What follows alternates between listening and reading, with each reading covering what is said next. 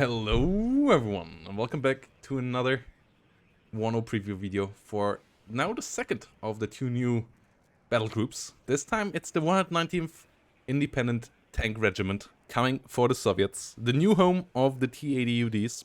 And we're gonna go over the 79th in the end as well and the changes to it. But first, let's have a quick shout out to the Friday Night WARNO June that is coming up this Friday. Absolutely amazing. Once more, being joined by Eugen Dev here. Orta is the one that I will be talking to this time about operations and the AI and all the work he's doing over there on that. And yep, if you want to have a chance of beating a Eugen Dev and me in a little fun 2v2 tournament, take your chance, sign up, click the sign up button, and yeah, I hope to see you all there on Friday. And let's go into the division 119th. We have supplies over here with a classic FOB slash FSP. We have a good couple of CV options. Sadly, no fast UWATS kind of CV, but at least one fast option here with the BTR. Though it obviously costs you a bit more, but it's armored, so that is nice. The 14mm can help out a bit as well. It's not amazing, but it can help out pinning down some infantry. It can help out killing off some helicopters sometimes. RKHM, not a big fan at all. It's too slow and only has one frontal armor. BMP1 can be useful as well, though obviously it's slow as well. Me-9, obviously fast, but it's a helicopter. And then supply, Me-8 MT, Ural, and MTLB. Pretty standard options here as well. So a decent logistics step. Cards are a bit rough though. The slots are somewhat painful. Infantry, it stays that way. And when it comes to slots, options here also rather limited. But at least you get Spetsnaz and Spetsnaz OP. Currently still in Me-8 option, though I believe this will go away. I don't think that is intended. We will see if that will make it into life and what the plan is with that in the long run. But Spetsnaz and Spetsnaz OP, I feel like with these slots, affording the Spetsnaz, it's really risky. I'd rather go with the Spetsnaz OP. RPG 29 is nice, you need the good AT. And then with Saperi RPO for a good bit more CQC infantry. And some normal Saperis. And then the Motostrelki, which only come in BMP1 piece. No BMP2s here, so that's also a bit painful. So infantry tab here, a bit lackluster, but you get good recon infantry that will help you out a bit with that later on. So it's not all pain. It can actually get you through a match usually. Artillery, we have the Vazilek for 45 points.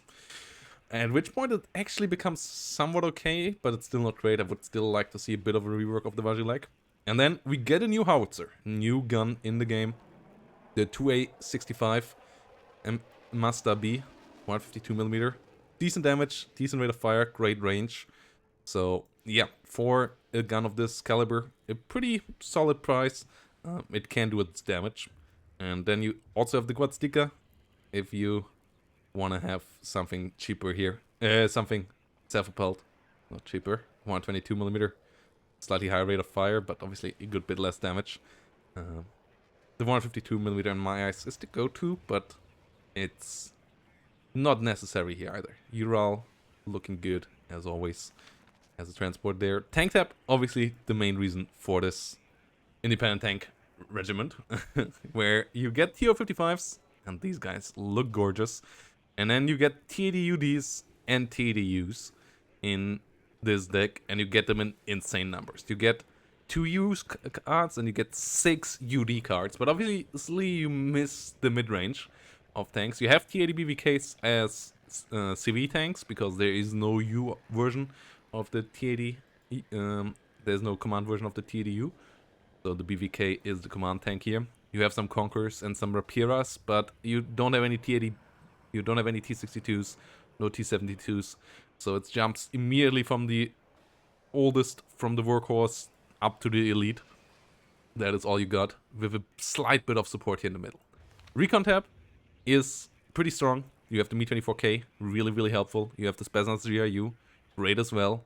And then the Vazhvedka and the Vazhvedka Saperis help you out, filling your infantry slots while still giving you good optics, which helps out the T-80s and T-80Us obviously big time. So recon tab here, quite nice. You have the slots for all of this as well, so this is pretty helpful. And then AA, you are pretty good against helicopters. Against planes, not quite as much. At least not against higher flying planes. Strelas, Iglas, Tunguskas, they're all a bit lackluster. But obviously Tunguska beast against anything helicopter-like. Could be maybe still a slight bit cheaper. Like, if it would go down to 175 points, I feel like the Tunguska would be in a much better spot. But it for sure is quite a big damage dealer. 2 missiles plus the 30mm really coming in nicely there together. And then helicopter, you have some good options as well. You have the Mi-24Vs. You have Mi-24As. Like the Mi-24Vs in all options here. AA, AT, rocket.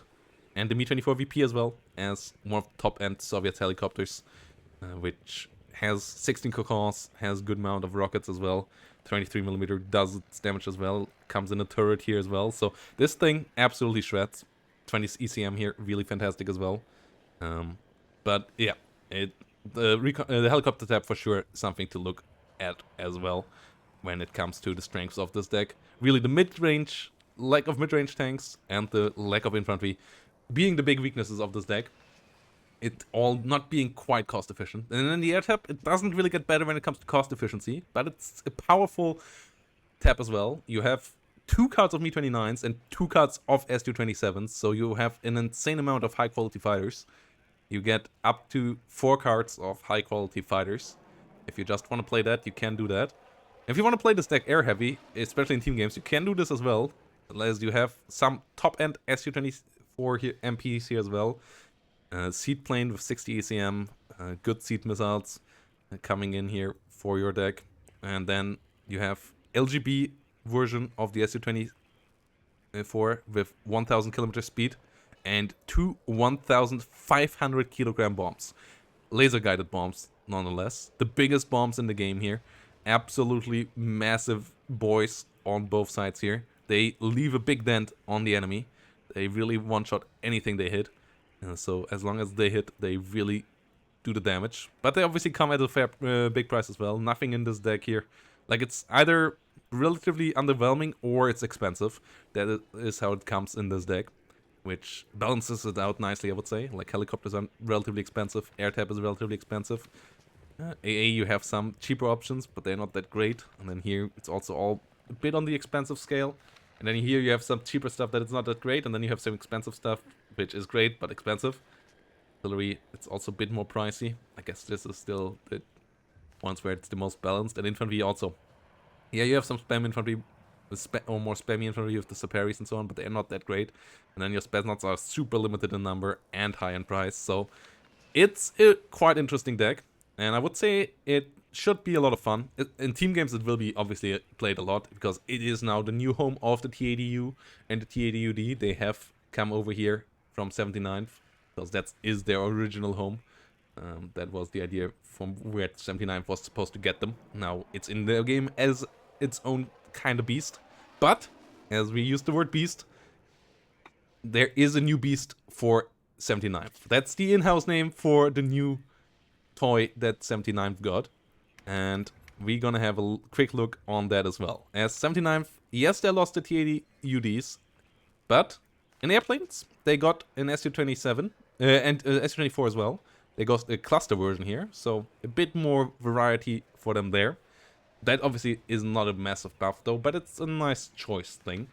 But the replacement that they got for the TADU and UD is nothing to sneeze at either. It's the TADBV IZD 29, and it is quite a nice improvement over the normal TADBV. First look, it doesn't look too impressive in comparison. Also, absolutely gorgeous new model here on the TADBVs. Well done by Eugen. Absolutely lovely looks. As gun and frontal armor are identical with the normal TADBV, but ATGM has 2 more penetration, which is big, and it has 10% more accuracy, which is big as well. The Agona is a really good ATGM. And then speed also went up to 72 kilometers off-road. With a tank like this, that is insane. Like, this is the speed of the AMX 30 series, but obviously it has way more frontal armor and it has more penetration than those things. Plus, it can fire on long range thanks to the ATGM. So this is an absolutely mobile heavy beast now, and that is how you are supposed to use it. It's same price point as an M1A1. In a direct fighter fight, it will lose. Doesn't quite have the penetration, doesn't quite have the accuracy that the M1A1 has in a gunfight. But it has the ATGM, it has the speed, so you can maneuver around that. And it can be absolutely deadly wherever it comes up. And I would say it's more than a worthy replacement for the TADU and UDs. It plays differently, but it is a lot of joy. And actually, for me, 79 might have become more fun with this change. The TADBV IZD29 is an absolute lovely, lovely little vehicle, and I'm looking forward to use it. I hope you do as well. Let me know down below what you think about the changes to 79th. Oh, they lost the T62, by the way, as well, to separate them a bit more from 39th. But yeah, TADBV here is lovely. And yeah, let me know down below what you think about 119th and about 79 changes. And I hope to see you in the next one, guys. We're gonna have some gameplay with all of this stuff obviously coming up. And yeah, have a great day. Bye-bye. And see you in the next one.